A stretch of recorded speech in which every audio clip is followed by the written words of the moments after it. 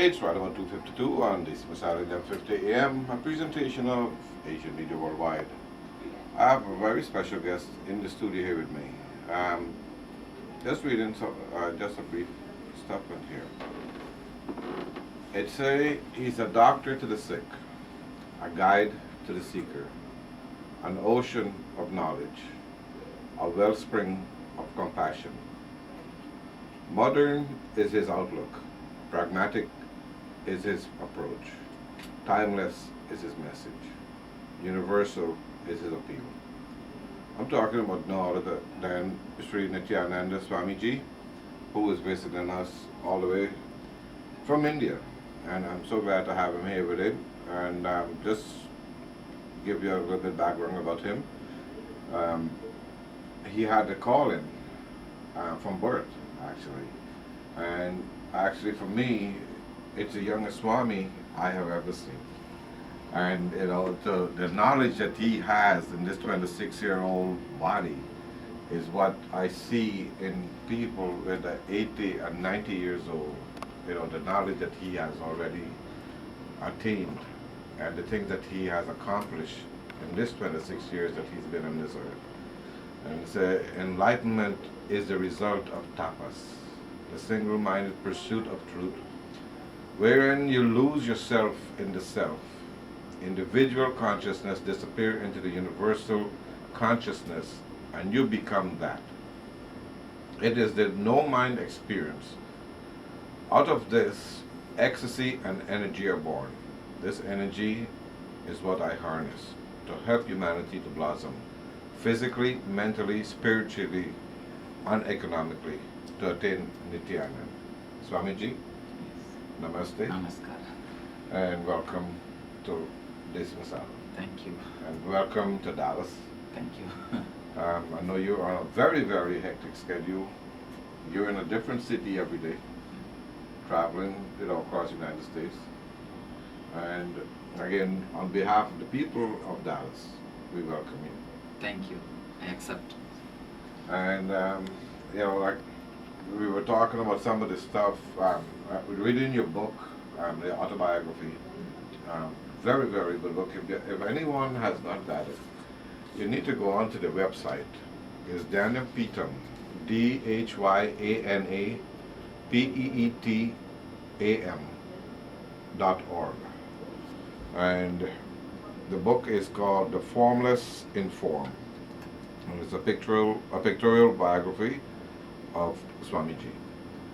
And Swamiji, is very big with meditation and healing through meditation. And we're going to talk a little bit about that. Yes. But I want to know first, how, I know at the age of 17, you did a lot of walking for right across India.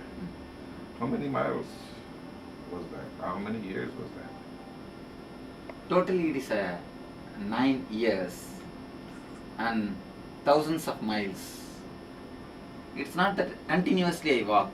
I walk to some place and stay the nights in the graveyards or under the tree or under some near the forest. And again next day I get up and get ready and again walk. It's like a wandering in search of an enlightened master. Yeah. To get a right spiritual guide, to get a right spiritual master, I was searching practically from village to village. Where if I hear about anybody as an enlightened master or a spiritual person, I try to go near and live with him. So try to learn something from him. Just like that, this such continued years together. And it's a beautiful life. In a way, now when I look back, people think that it's a very hard thing. Yeah. But it's not a hard life. It was more like a joy. It was more adventurous. Walking without bothering about the tomorrow, or not knowing from where I will get the next meal, and touching no money, and just living with the nature. That has got its own joy or ecstasy in it. Yeah. And I think, and that's where you got The knowledge, the different the wisdom. That's a beautiful saying by Western philosopher: the man who travels more knows more.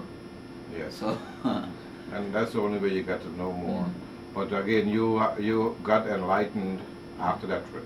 Yes, after the trip, it is a intense tapas.